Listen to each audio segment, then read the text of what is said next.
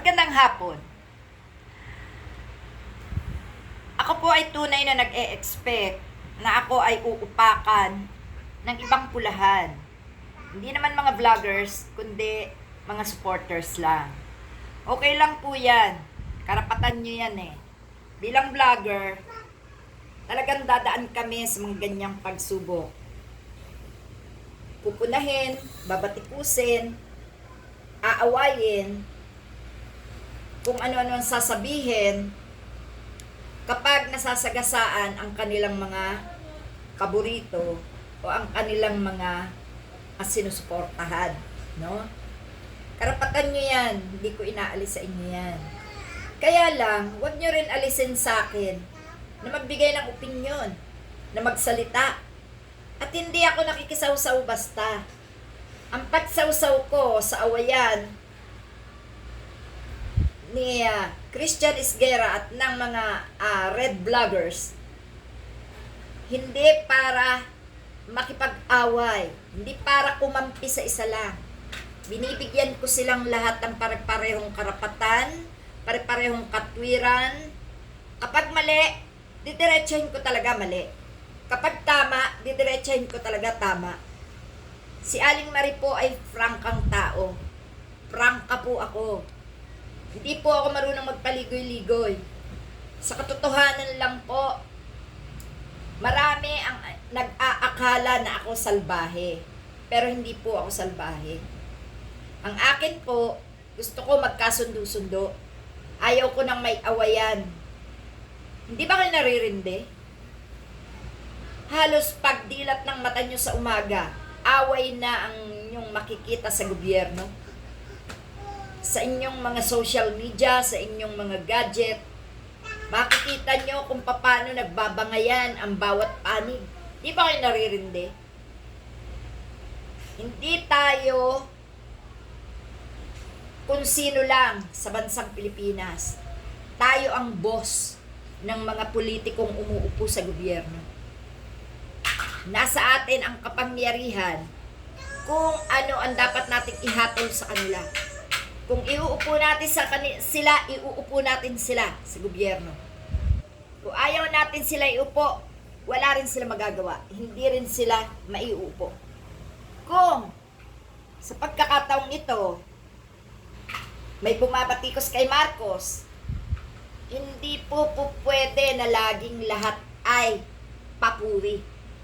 Hindi po masasabing malusog ang isang paglilingkod kung walang bumabatikos. Kapag po binabatikos ang isang politiko, ibig sabihin, pinapaalalahanan siya na mali ang ginagawa niya, na tama ang ginawa niya. Hindi po palaging papuri lang ang dapat ibinibigay sa isang nakaupo. Pumatay na ba ng tao, pupurihin mo pa? Ninakawan ka na, pupurihin mo pa? Mali po yun. Dapat ang ginagawa ninyo, parehas yung tingnan. Masama o mabuti, punahin ninyo. No? Kasi yan ay ating karapatan. Ngayon, hindi ako nagagalit. Kahit awayin nyo ako, kahit kung ano pa sabihin nyo, kasi hodang ipokrita, kasi hodang wag makisawsaw. Pag sinabi nyo wag ako makisawsaw, wag din kayo makisawsaw. Kasi lumalala ang laban kapag merong mali na, pinapalakpakan nyo pa. Kapag merong tama, pero minamali nyo pa. Yun po yung nagiging dahilan ng labanan. Tayo ay pare-parehong Pilipino. Tayo ay pare-parehong may karapatan na sabihin, ilabas ang ating saloobin sa mga politikong naglilingkod sa atin. Tayo ang amo, kaya tayo may karapatang magsalita. Huwag nyo naman ituring ang sarili nyo na parang napakaliit nyo sa isang politikong nakaupo. Huwag po ganon.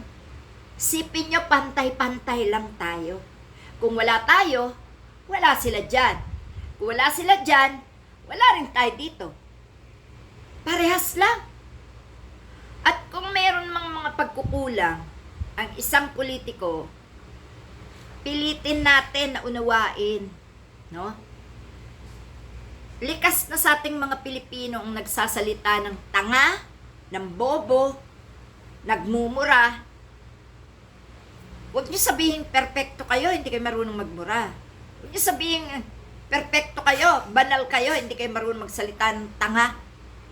Kahit sa hindi mo sinasadya na pagkakataon, makakapagsalita ka ng tanga kapag nabibigla ka sa isang bagay na hindi mo sukat akalain na kanyang gagawin. Diba? So, sana, wag niyo ako sabihan na wag na ako makisawsaw. Karapatan kong magsalita ng gusto kong sabihin dahil nakakarindi ang sakit sa mata na makita mo yung mga pagmumura sa mga kasamahan, sa mga dating kaibigan. Dapat, pagkaibigan, kaibigan. I-correct mo lang, pero wag mong awayin. Yun ang kaibigan. Di ba si Christian kaibigan natin? Oh, kami magkakaibigan din ng mga vloggers na pula. So, hindi kami nag-aaway. Wala pa akong nababasang pagtuligsa nila sa akin. Hindi nila ako mini-message. So, hindi kami ang magkaaway. Hindi kami magkaaway. Hindi kami magkaaway ng Christian, hindi kami magkaaway ng mga vloggers. Kayo ang nagpapalaki ng gulo. Tingnan nyo. Sasabihin nyo sa akin, huwag na tayo maging ipokrita. Eh, sino ba nagpakaka-ipokrita? Ang ipokrita, for your information, yung mali na, ginagawa mo pang tama. Yan ang ipokrita. Yung nakita mo na nagkasala, pinalakpakan mo pa. Yun ang ipokrita. Pero ako, hindi ako natuwa sa awayan ng mga vloggers. Naintindihan mo?